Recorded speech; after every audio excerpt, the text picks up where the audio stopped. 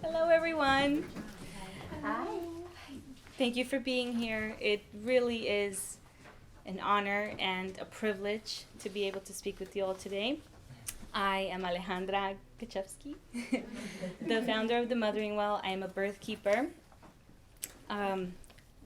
holding women as their own expert and authority in their choices.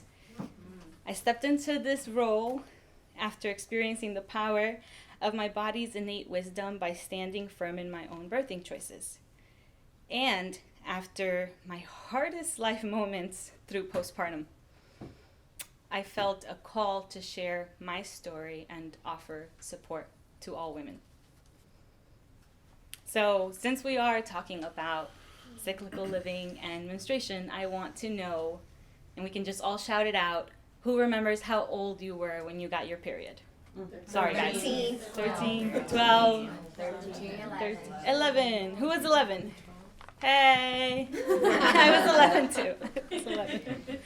So the first emotion that came to mind while I was thinking back to my first blood story was sadness and embarrassment. And I think we can all relate to this moment because, positive or not, it's impactful and we will never forget it. I wake up one regular morning. I am getting ready for a school trip. You know, you get up, you go to the bathroom, and there it was. Just this brown and red stain. It welcomes me. And I had been anticipating this moment since, I don't know, since like 5, you know, and I'm excited and I'm nervous and I'm like, yes, finally, I don't have to ask my girlfriends for a pad and then pretend to use it. Now it's real. Like, yes. And I was like, hey, Jasmine, you know, can I use it? And she's like, are you sure? And I'm like, yeah. But now it was really going to happen.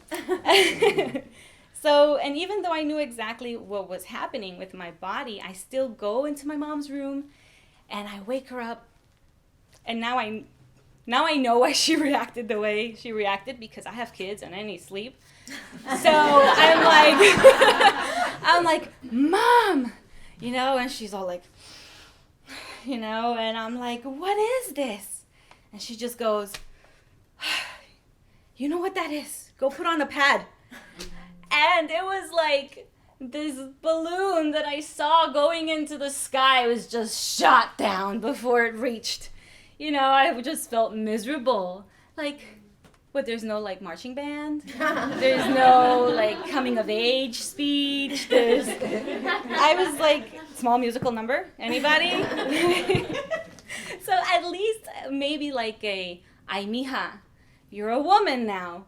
Go get a pad, you know? Anything. So my heart sank. And all I can think of in response was, don't tell anyone, right? We're not talking about this. I go on about my day. My school trip was just miserable. I learned for the first time what cramps were. They introduced themselves with no mercy, and I wished I had stayed home.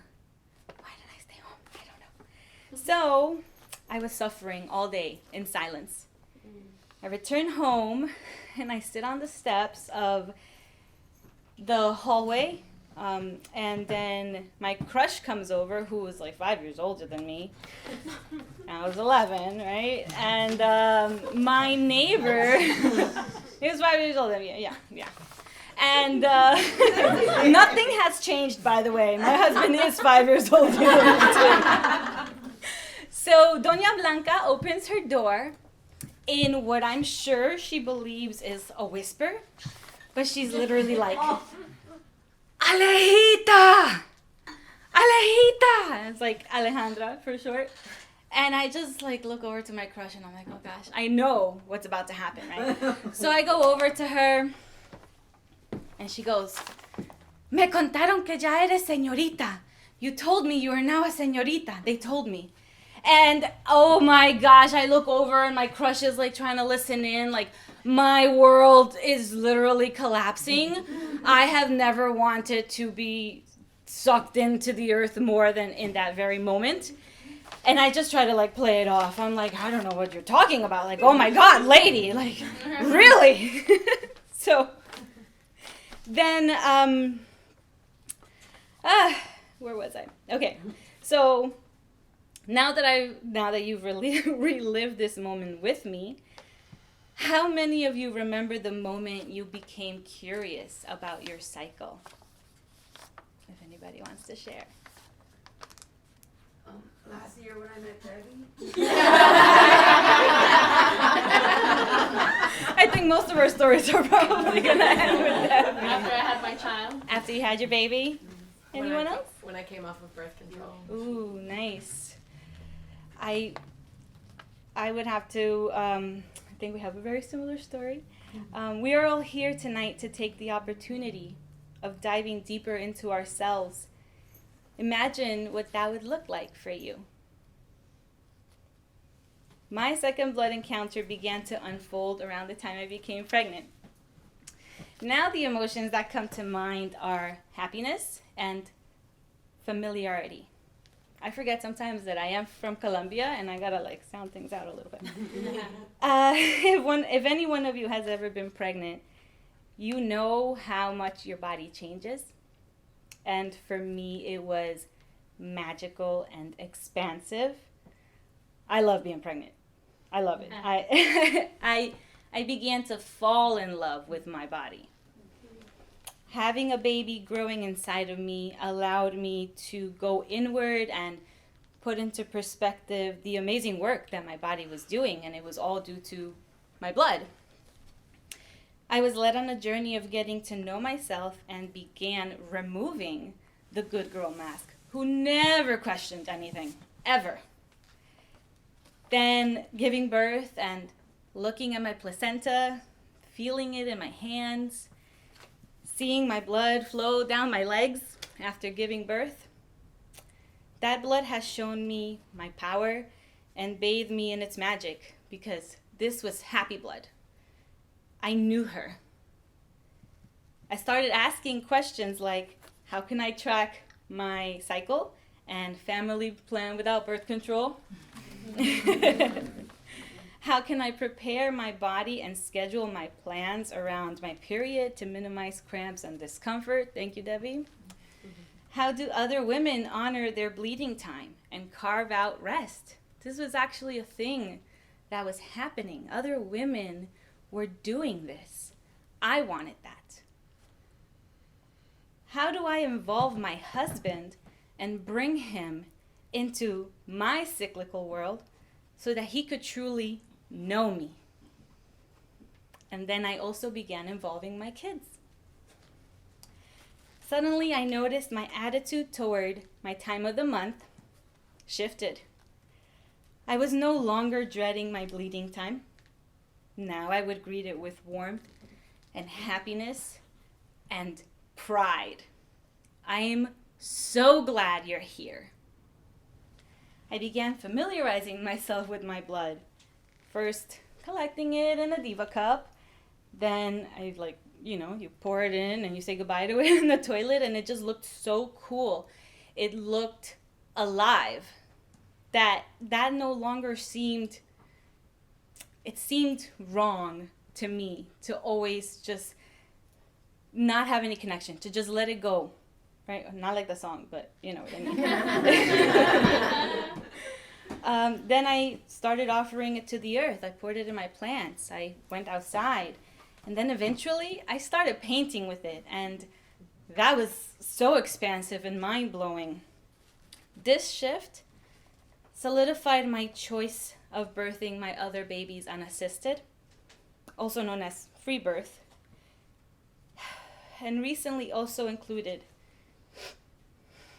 one miscarriage, which I prefer to call an early birth, a term that was passed down to me by one of my other mentors, because the word miscarriage, it implies a few things I don't agree with or resonate with.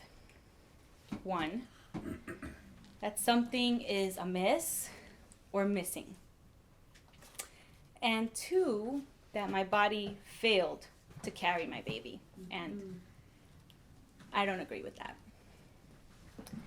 I believe early birth is adaptive and that nature knows best, even when it really hurts.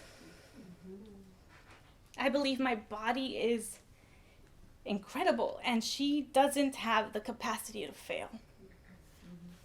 My body is wise.